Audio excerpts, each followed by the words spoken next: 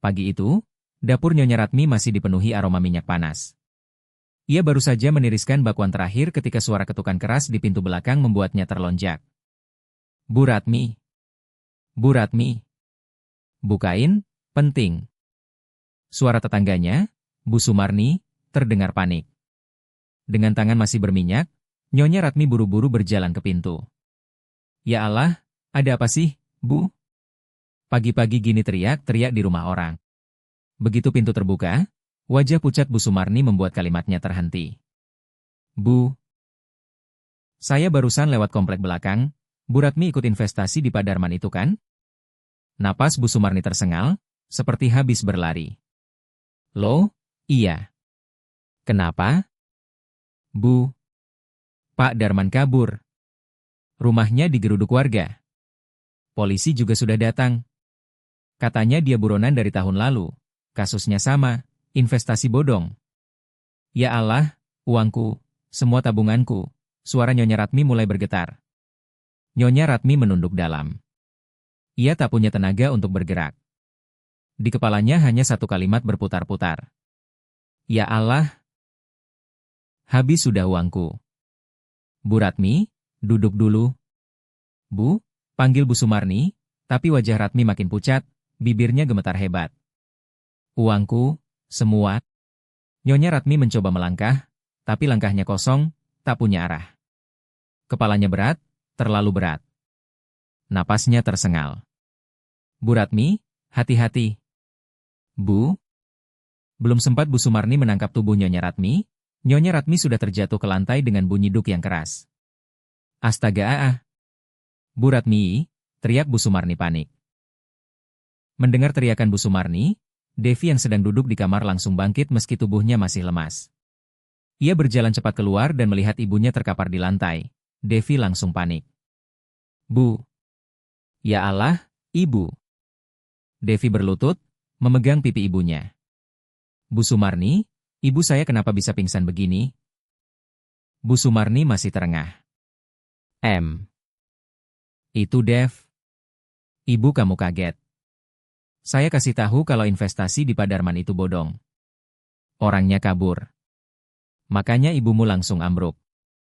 Devi terpaku, astaga ah. Siang harinya, setelah sempat sadar dan beristirahat di kamar, Nyonya Ratmi keluar sambil menenteng keranjang berisi gorengan yang tadi pagi ia buat. Ibu mau kemana? Tanya Devi. Mau jual gorengan lah, sahut Nyonya Ratmi tanpa menoleh.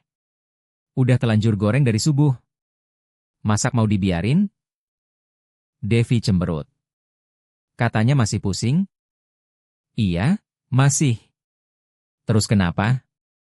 Hidup tetap harus jalan. Nyonya Ratmi memotong cepat. Uang ibu raib, Dev. Ludes. Gara-gara ikut investasi bodong itu. Nada suaranya meninggi tiap kata.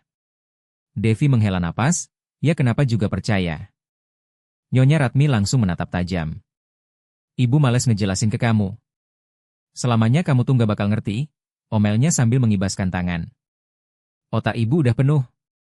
Kamu tuh tahunya cuma makan, tidur, main HP mulu. Gak pernah bantu ibu. Ibu harus mikir semuanya sendiri. Kamu mana ngerti rasanya nyari uang? Devi manyun, ya kan aku lagi hamil. Hamil bukan alasan buat jadi malas. Kau pikir anakmu nanti mau makan asap? Devi langsung diam, pura-pura fokus ke ponsel. Ratmi menghela napas keras, mengusap wajahnya. Ibu sekalian mau cari si Ibra itu. Harusnya dia tanggung jawab. Udah bikin kamu bunting malah ngilang. Emang ibu mau cari kemana? Tanya Devi tanpa sedikit pun empati dengan keluhan ibunya. Ke rumah yang dulu diakui punya Ibra. Siapa tahu tetangga sana ada yang ngerti di mana Ibra tinggal sekarang. Ya terserah ibu. Ucap Devi sembari mengepalkan tangan memberi semangat. Nyonya Ratmi berdiri di depan rumah besar itu. Halaman luas, pagar tinggi, ket tembok masih kinclong. Ia menatapnya lama, perlahan ia mengetuk pagar. Permisi, permisi, suaranya datar, tanpa panggilan nama. Ia menunggu. Hening. Tidak ada langkah, tidak ada suara orang dari dalam. Ia coba sekali lagi, sedikit lebih keras. Permisi, ada orang? Tetap tidak ada jawaban. Saat ia hendak mengetuk untuk ketiga kalinya, seorang ibu penjual sayur yang lewat berhenti. Nyari siapa, Bu? Nyonya Ratmi menoleh cepat. Nyari penghuni rumah ini. Ibu itu tersenyum kecil sambil menggeleng. Rumah ini nggak pernah dihuni, Bu. Dari dulu kosong. Nggak ada orang tinggal di sini. Alis Nyonya Ratmi langsung terangkat. Kosong? Tapi dulu ada yang tinggal sini, namanya Ibra. Oh, yang sopir itu ya? Teba ibu penjual sayur. Nyonya Ratmi langsung menahan napas. Iya, terus, dia sekarang kemana? Tanyanya sengit tapi tetap menahan diri. Ibu itu mengangkat bahu. Kurang tahu, Bu. Tapi dengar-dengar dia masih nyopir. Katanya jadi sopir perempuan yang lagi viral. Queen, itu loh. Oh gitu? Ia mengambil napas panjang, menahan dongkol. Ibu tahu alamat si perempuan yang viral itu? Ibu tukang sayur menggeleng. Gak tahu, Bu. Ya sudah, makasih, ujar Nyonya Ratmi pendek. Si ibu penasaran. Emang kenapa, Bu? Kok kayaknya penting banget nyari si Ibra? Nyonya Ratmi langsung mendelik. Ibu fokus aja jualan sayur. Ngapain kepo sama urusan saya? Nyonya Ratmi kemudian berbalik, mengambil keranjang gorengan, lalu menawarkan dagangannya pada ibu-ibu yang lewat. Bu, gorengannya masih hangat nih. Belilah, Bu. Lumayan buat camilan. Dua ibu yang sedang lewat hanya tersenyum kaku. Aduh, nggak dulu, Bu. Baru masak di rumah. Nyonya Ratmi mengalihkan pandangan ke penjual sayur. Bu, belilah 1-2 gorengan saya. Hitung-hitung berbagi rezeki. Penjual sayur itu tersenyum sopan tapi menolak halus. Maaf, Bu. Saya sudah bawa bekal, lagian banyak dagangan yang harus saya jual. Ratmi mendengus keras. Pantes aja ibu masih jualan sayur. Rezeki tuh dibagi, baru ngalir. Ini ditawarin rezeki malah nolak. Si ibu penjual sayur hanya terdiam, sedangkan Nyonya Ratmi melangkah pergi sambil komat kamit nggak puas, membawa keranjang gorengannya yang masih penuh. Nyonya Ratmi akhirnya sampai di sebuah komplek elit. Jalanannya bersih, rapi, tapi sepi, nyaris tidak ada orang lewat. Ia menghela napas. Menenteng keranjang gorengan sambil sesekali berseru pelan menawarkan dagangannya, tapi tak ada satupun yang menoleh. Ketika hendak berbalik, matanya menangkap sosok yang sangat ia kenal. Rania. Gadis itu berjalan bersama seorang wanita parubaya yang terlihat lebih mapan dan jauh lebih tua dari Nyonya Ratmi. Mereka berdua membawa beberapa kantong belanja dan tanpa hendak masuk ke sebuah rumah besar dengan desain unik. Tanpa pikir panjang, Ratmi langsung memanggil, suaranya melengking tajam. Hei! Kamu! Wanita J4 Lang. Rania terhenti, kaget. Wanita parubaya di sampingnya, Embok Murni, spontan bergerak ke depan Rania, melindunginya. Hei kamu! Dasar wanita J4 Lang. Gara-gara kamu anak saya dipecat sama Arga. Permisi, suara Embok Murni tegas namun sopan. Sampean siapa? Kok datang-datang ngomong kasar begitu? Sampean kenal Neng Rania? Kenal? Jelas kenal, Nyonya Ratmi mendengus, menunjuk Rania dengan telunjuknya. Perempuan ini biang kerok hidup saya berantakan. Anak saya dipecat Arga gara-gara kamu. Sekarang duit saya habis, hidup susah. Kamu enak-enak tinggal di rumah gede. Embok Murni menatap Ratmi tanpa gentar, pandangannya tajam tapi tetap terkontrol. Sampean jangan asal nuduh, ujar Embok Murni datar. Kalau ada masalah, bicarakan baik-baik. Jangan maki-maki orang seenak jidat. Namun Nyonya Ratmi tetap menyembur. Saya mau bicara baik-baik, tapi sama orang kaya dia mana bisa? Dasar perempuan pembawa sial. Embok Murni baru hendak menjawab ketika tiba-tiba Nyonya Ratmi menyambar langkah, mencoba menerobos dan menyerang Rania. Sini kamu. Belum sempat tangannya menyentuh apapun, Embok Murni refleks menghalangi. Tubuh Ratmi tersenggol mundur, keranjang gorengannya terpental dan braaak. Bakwan, tahu isi, risol, tempe mendoan, semua berserakan di jalan beraspal. Nyonya Ratmi langsung histeris. Gorenganku. Jualanku. Ya Allah ah. Ia menjatuhkan diri, memunguti satu-satu sambil meratap. Kurang ajar kalian. Harus ganti ini semua. Mbok Murni menghela napas panjang. Iya, kami ganti. Berapa semuanya? 500.000, teriak Nyonya Ratmi tanpa malu. Mbok Murni dan Rania sama-sama kaget. Hah?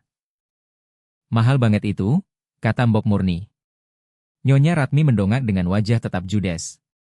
Saya pakai bahan premium dan super. Ini gorengan sultan. Bukan gorengan sembarang.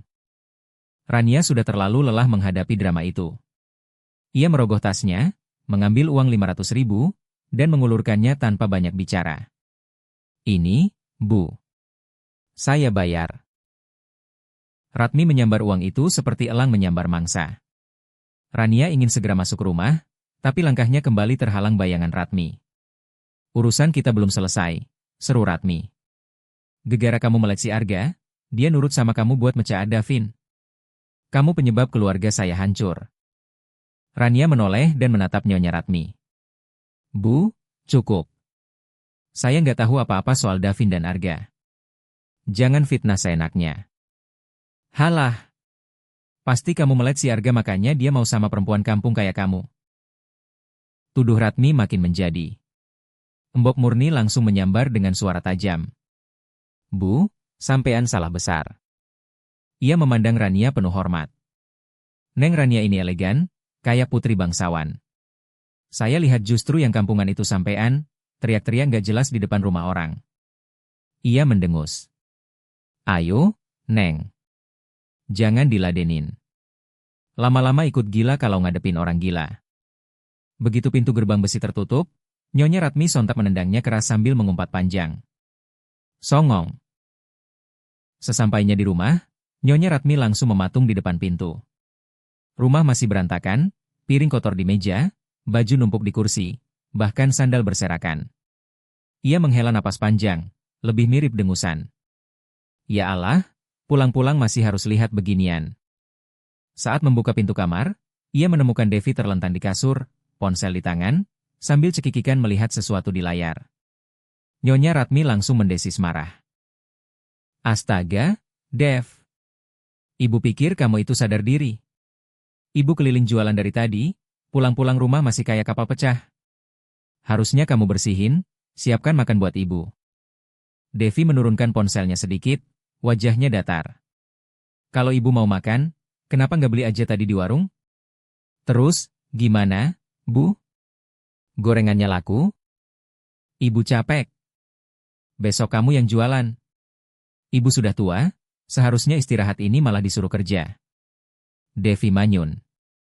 Tapi Devi lagi hamil, Bu. Nyonya Ratmi mengetuk pintu dengan keras. Kamu kalau masih mau hidup di rumah ini, kerja. Kalau nggak mau kerja, jangan makan di rumah ibu. Jangan numpang hidup. Ibu kok tega sih sama anak sendiri. Ini cucu ibu loh. Ucap Devi sambil menunjuk perutnya. Anak nggak berguna kayak kamu, ibu harus tega. Udah bunting, suaminya ngilang. Ratmi melanjutkan, nadanya lebih dingin tapi menghujam. Kalau anakmu lahir, beban keluarga ini nambah satu. Kamu pikir siapa yang bakal nanggung? Ibu lagi? Kamu tuh jangan manja. Hamil bukannya bikin kamu rajin malah makin mager. Devi terdiam, bibirnya manyun, tapi tetap tidak bangun dari kasur, seolah semua omelan itu cuma angin lalu baginya. Sementara Nyonya Ratmi berdiri di pintu, napas tersengal, rambut acak-acakan karena kesal, dan hari itu benar-benar membuatnya ingin menjerit lagi. Arga baru masuk rumah dan melihat sepiring gorengan di meja. Wih, ada acara apa ini? Tanyanya. Mbok Murni menjawab santai, itu tadi ada ibu-ibu jualan gorengan maksa dibeli. Terus ngefitnah Neng Rania, katanya gara-gara peletnya ampuh, Tuan Arga sampai mecat anaknya yang namanya Davin.